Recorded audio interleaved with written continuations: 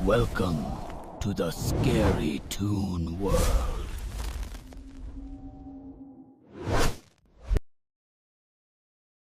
गांव गढ़मुक्तेश्वर की गलियां अब गलियां नहीं रही थीं। वे किसी भूल भुलैया की तरह डरावनी हो गई थीं। 180 दिनों से एक बूंद पानी नहीं गिरा था।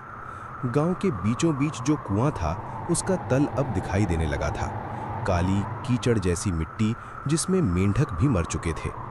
लोग कहते थे कि गांव की हवा भारी हो गई है। दोपहर के समय भी जब सूरज सिर पर होता तो धूप में वो गर्मी नहीं होती थी जो शरीर को तपाए, बल्कि एक ऐसी घुटन होती थी जो दम घोंट दे। बरगद के पेड़ पर लटके झूले अब अपने आप हिलते थे, भले ही हवा का एक झोंका भी न हो। चौपाल पर बैठे बूढ़े करीम चचा ने अपनी कांपती आवाज में कहा, "ये प्यास मिट्टी की नहीं है रे, ये प्यास किसी रूह की है। जब तक वो शांत नहीं होगी ये आसमान नहीं बरसेगा।" पारो कोई साधारण स्त्री नहीं थी। वो चुपचाप रहती, चमेली के फूलों से तेल निकालती और बीमारों का इलाज करती। लेकिन जिस दिन मुखिया की हवेली में आग लगी, उस दिन भीड़ को एक बलि का बकरा चाहिए था। मुखिया ने चिल्लाकर कहा था, "ये वही तेल है जो इसने मेरी हवेली पर छिड़का। ये चमेली की खुशबू नहीं, मौत का पैगाम है।" हकीकत ये थी कि मुखिया के छोटे भाई की नज़र पारो की जमीन पर थी। भीड़ ने पारो को पत्थरों से मारा, उसे घसीटते हुए गांव की सरहद पर छोड़ आए। पारो के कपड़े फट चुके थे, सर से खून बह रहा था, लेकिन उसकी आंखों में आंसू नहीं थे। उसने अपनी आखिरी सांस उसी चमेली के बाग में ली थी जहां आज सिर्फ कंटीली झाड़ियां हैं। मरते वक्त उसके हाथ मिट्टी में गड़े थे, जैसे वो धरती को कुछ सौंप रही हो।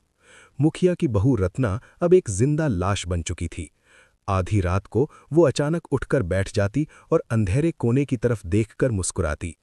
"किसे देख रही है बेटी?" उसकी सास कांपते हुए पूछती।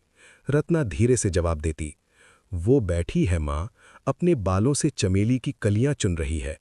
वो कह रही है कि मेरे बच्चे का पालना वो खुद सजाएगी।" एक रात रत्ना के कमरे से ऐसी आवाज आई जैसे कोई शीशा टूट रहा हो। जब लोग अंदर पहुंचे तो देखा कि रत्ना के बिस्तर के चारों तरफ चमेली के ताज़ा फूल बिखरे थे, जबकि पूरे गांव में एक भी फूल नहीं खिला था। उन फूलों की महक इतनी तेज थी कि लोगों का जी मिचलाने लगा। रत्ना के गले पर उंगलियों के नीले निशान थे, जैसे किसी ने उसे प्यार से सहलाया हो या गला घोंटने की कोशिश की हो। तांत्रिक भैरव बाबा जब गांव आया तो उसने अपनी आंखें मूंद लीं। यहाँ की मिट्टी से सड़ी हुई लाश की नहीं, बल्कि इंतजार की गंधा रही है। पूर्णिमा की रात को जब तांत्रिक और मुखिया बाग में पहुंचे तो वहां का मंजर बदल चुका था। झाड़ियां अपने आप रास्ता दे रही थीं। बावड़ी के पास एक पुराना पत्थर था जिस पर पारो का नाम खुदा था। तांत्रिक ने चिल्लाकर कहा, "खोदो, यहाँ कुछ है जो जमीन का दम घोंट रहा है।" जैसे जैसे खुदाई हुई, हवा ठंडी होती गई। अचानक कुदाल एक ऐसी चीज से टकराई जो नरम थी। जब मुखिया ने उसे बाहर निकाला तो वो एक इंसानी भ्रूण के आकार का पुतला था जो चमेली की जड़ों से लिपटा हुआ था। पुतले की आंखों की जगह दो काले पत्थर जड़े थे जो मशाल की रोशनी में चमक रहे थे।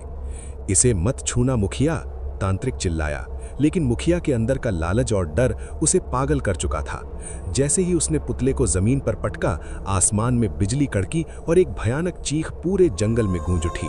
उसी वक्त गांव की तरफ से मशालें जलती दिखीं। मुखिया की हवेली में अचानक आग लग गई थी, लेकिन ये आग लाल नहीं बल्कि नीली थी। रत्ना हवेली की छत पर खड़ी थी, उसके बाल हवा में लहरा रहे थे। वो चिल्लाई, "न्याय हो गया!" और वो आग की लपटों में समा गई। मुखिया जब तक गांव पहुंचा सब कुछ खत्म हो चुका था। उसकी दौलत, उसका वंश, उसका घमंड सब राख बन चुका था। लेकिन सबसे अजीब बात यह थी कि उस राख के ढेर से चमेली की मीठी खुशबू आ रही थी। अगले दिन बारिश हुई, इतनी तेज कि गांव की गलियां भर गईं, लेकिन वो पानी साफ नहीं था। वो मिट्टी जैसा मटमैला और लाल था। गांव वालों ने देखा कि मुखिया अब बावड़ी के पास बैठकर रोज मिट्टी के पुतले बनाता है और उन्हें चमेली के पत्तों से ढकता है। उसकी आंखें अब वैसी ही शून्य हो गई थीं जैसी पारों के अंतिम समय में थीं। गढ़मुक्तेश्वर में अब हर साल चमेली के बाग में फूल तो खिलते हैं, लेकिन कोई उन्हें तोड़ने की हिम्मत नहीं करता।